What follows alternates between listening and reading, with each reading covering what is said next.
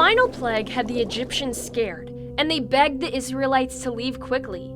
The Hebrews packed up their homes and animals and left Egypt with great happiness. As this huge crowd of men, women, children, and flocks and herds of animals made their way out of Egypt, the Egyptians loaded them down with incredible treasure. Their many years of slavery had come to an end.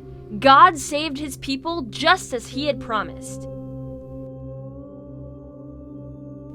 God led the Israelites out into the desert wilderness. While on their journey, God cared for his people. To help them find their way, he led them in the daytime as a pillar of cloud. During the night, he appeared as a pillar of fire. These columns not only gave the Israelites direction, but also comfort. The pillar of cloud protected them from the rays of the sun, and the pillar of fire kept them warm through the cold desert nights. After the Hebrews left, Pharaoh changed his mind and said, "What have we done? We let the Israelites go and have lost their services." Pharaoh had his servants ready his horse-drawn cart built for battle, called a chariot. He also commanded more than 600 of his best chariots and officers to come with him.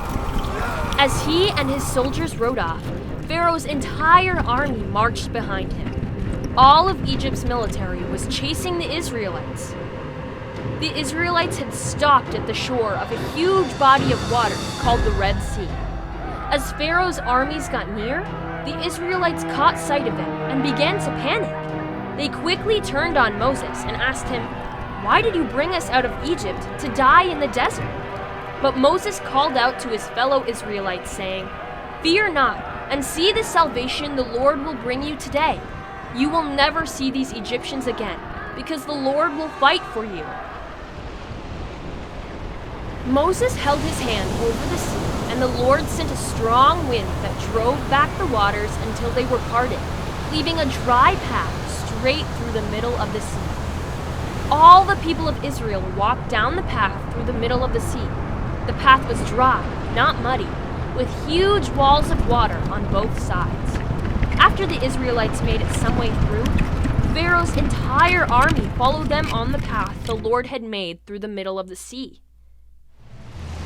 When Pharaoh's army had made it midway down the path, the Lord threw the Egyptians into confusion and panic.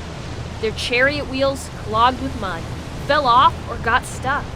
The Egyptians began to cry out in fear, "Let's get away from the Israelites! The Lord fights for them and against us!" Once all the Israelites had made it across safely, the Lord had Moses hold his hand out across the sea again, and walls of water fell, crashing down in huge waves among the Egyptians. Not a single Egyptian who went into the sea lived. After this mighty show of the Lord's power, the Israelites trusted him and Moses as his servant. God had freed them from slavery and from the attacking Egyptian army. Overjoyed, Moses and all the people of Israel began to sing praises to the Lord. The people sang, "I will sing my heart out to God. What a victory! He has thrown horse and rider into the sea. God is my strength. God is my song. God is my salvation. I will praise him always." Through this mighty act, God set the Israelites free. The Lord would be their God, and they would be his people.